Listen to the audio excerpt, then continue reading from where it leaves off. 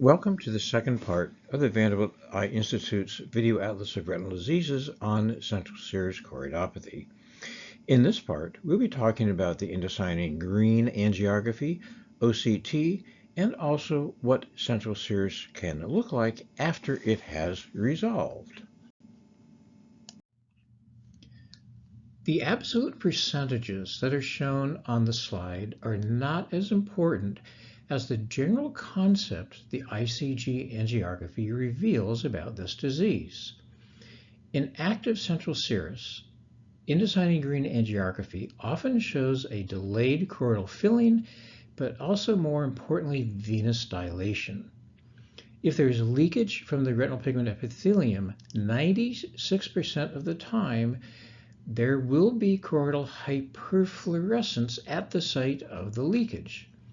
Half the time, there's focal choroidal hyperfluorescence in unaffected areas of that eye, and in the unaffected eye, there will be choroidal venous dilation and hyperfluorescence in 36 to 62% of the eyes as well.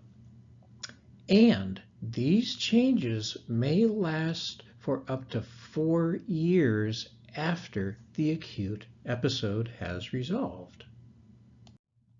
So let's see some examples of this. Here's a 57-year-old gentleman who's had blurred vision in the right eye for about a year. He had some sort of laser about 9 years ago, but he was uncertain as to why. His vision in the right eye is 20/30 and the left eye is 20/20. There's only a slight yellowish tint to the fovea and one area of decreased pigment about a disc off the fovea at 2 o'clock. The left eye looks normal. The angiogram of this patient's right eye shows multiple areas of hyperfluorescence. There's one obvious one where that loss of RPE was just off the fovea at 2, but there's also another hot spot along the inferotemporal arcade. The OCT, which is a stratus OCT, shows the elevation of the neurosensory retina and the shedding of photoreceptors into this fluid-filled space. The indocyanine green angiography of this patient shows dilation of some choroidal vessels, and these are pointed out by the blue arrows in the inferior macula of the right eye. In the later phase of the angiogram, the blue circle highlights the area of choroidal leakage and hyperfluorescence and hyperpermeability in this area. Here's an indocyanine green angiogram of this particular patient. You can see the normal filling of the retinal vessels, but also in the area encircled by the blue line, you can see just a diffuse hyperfluorescence and leakage from the choroid. There are a number of findings on the OCT study that you should be aware of. During the active phase, the OCT will show an elevation of the neurosensory retina. If a thorough OCT is done, you will usually find a small PED somewhere in the area of the elevated neurosensory retina. The photoreceptors oftentimes will be elongated, and there may be some hyperreflective material in the fluid, which are signs of the shed photoreceptor discs.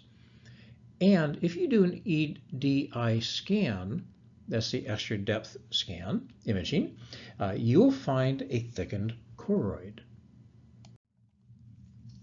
There are a number of positive findings on this patient's OCT. On the near infrared on the upper left image, you can see the area of the detachment quite easily. On the top OCT, you can see the pigment epithelial detachment quite well and some elongation of the photoreceptors temporally. That is pointed out by the blue arrow. The fellow eye of this patient was asymptomatic, but you can see a pigment epithelial detachment at the temporal edge of the fovea. You've seen this patient on the first chat. This is a 37-year-old who had had a lot of stress and about a week or so of decreased vision in the right eye. The OCT here, you can see quite demonstrably that there's elongation of the photoreceptors to go along with his central serous pattern. The clinical appearances of resolved acute central serous are extremely variable. Most of the time, there are no residual clinical or OCT changes, but at other times, there can be permanent changes which you can see clinically and/or on the OCT. There will be times that you will see a patient for the first time, maybe many years after their acute episode. So you should be aware of some of the clinical appearances which may occur after an acute episode. Now, if you do not see the patient for the acute episode, these changes are very similar to the clinical and OCT findings on patients who have a diagnosis of pachychoroid, which is in the differential. So here's our first example. This patient has had blurred vision for 3 months. The vision is 20/30. You can see the serous detachment quite easily on the color photograph. And the fluorescein angiogram shows the smokestack sign. The OCT also demonstrates the serous detachment of the neurosensory retina. The patient returned 6 months later and the vision had improved to 20/25, and clinically there's no subretinal fluid. But look at the clinical picture and you can see what almost looks to be like a bullseye appearance to that. A fluorescein angiogram to double check, make sure there was no leakage, showed only some scattered focal spots of hyperfluorescence, but no leakage.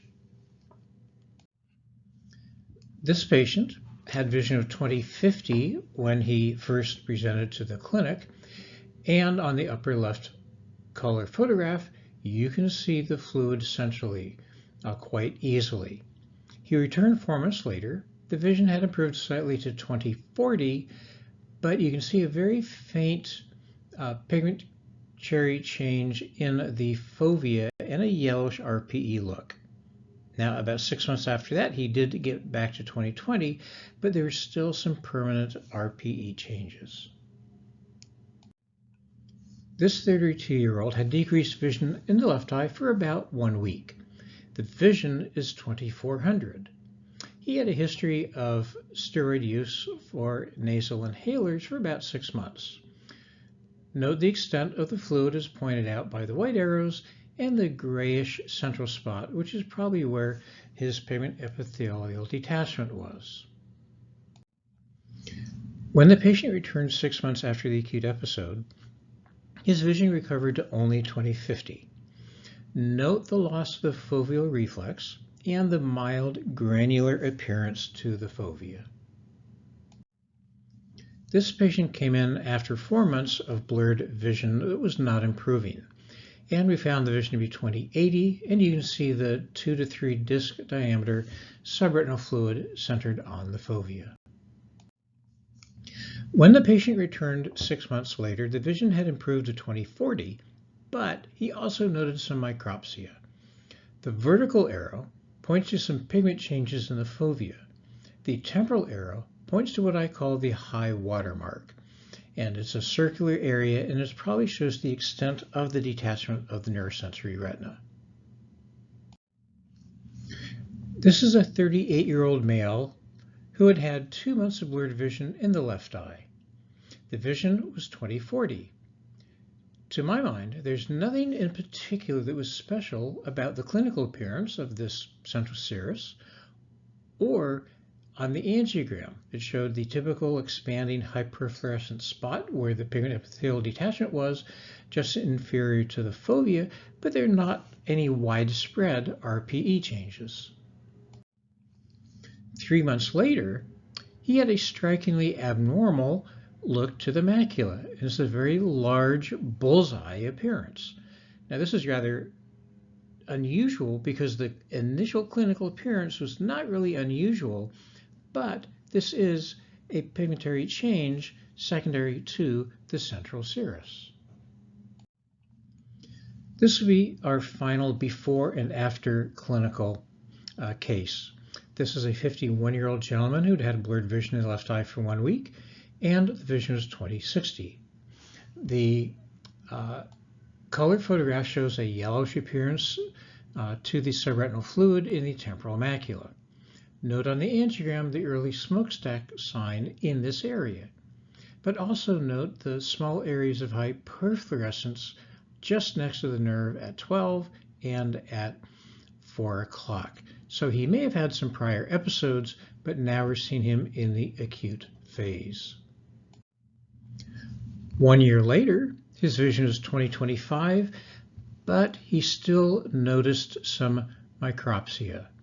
Note the pigmentary changes temporal to the fovea, and this is where he had that yellowish appearance to the detachment on his acute presentation.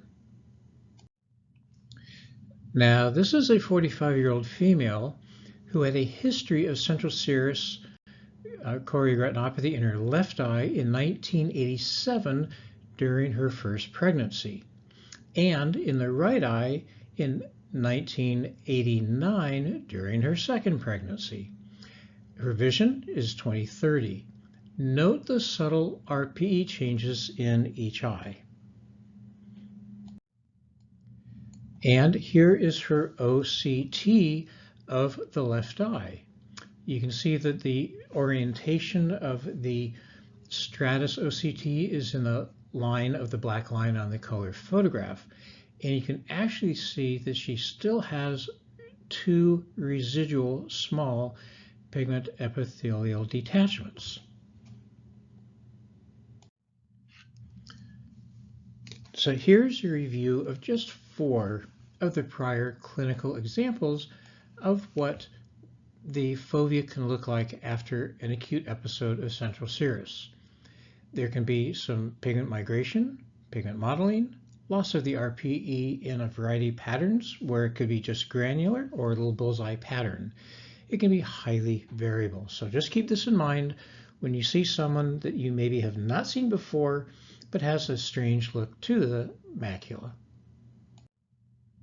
Now we will go on to some of the OCT findings that can occur after an acute attack of central serous. The upper photograph shows the serous detachment quite well with the pigment epithelial detachment. 2 years later, the vision has come back well, but you can see that on the bottom OCT, a mild disruption in the interdigitation zone.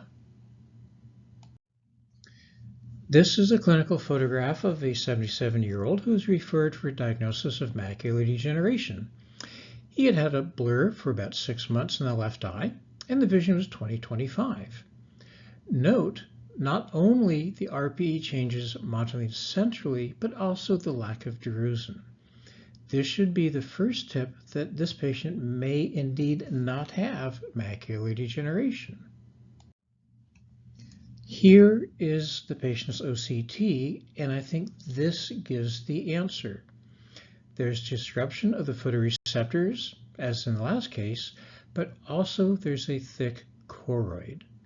Now, without seeing this patient in the acute phase, this could be something called pachychoroid, but that's another discussion for another day.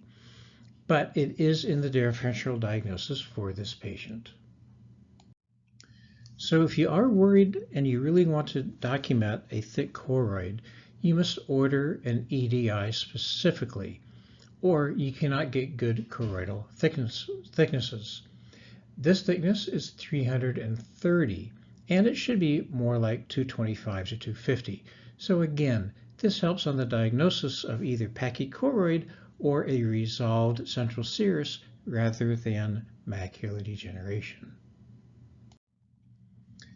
And for our final example, we have the acute phase on the upper OCT and the resolved phase on the lower OCT. So a number of things to notice. On the left-hand side on the bottom, there's an increased thickness of the choroid. But also on the right-hand side, note the irregularity of the interdigitation and photoreceptor layer directly underneath the fovea. So a quick summary of this chat. The ICG shows that central serous choroidopathy is primarily a choroidal problem with secondary RPE and retinal changes. Often, this disease is bilateral even though the symptoms are unilateral. Most patients will resolve without problems, but sometimes the acute phase will leave RPE, photoreceptor, and OCT changes. Be sure to get an EDI OCT to evaluate the choroidal thickness. So not all RPE changes in the macula are macular degeneration. They're not all pattern dystrophy. They could be either pachychoroid or resolved central serous. In part 3, we'll discuss chronic recurrent central serous and its complications.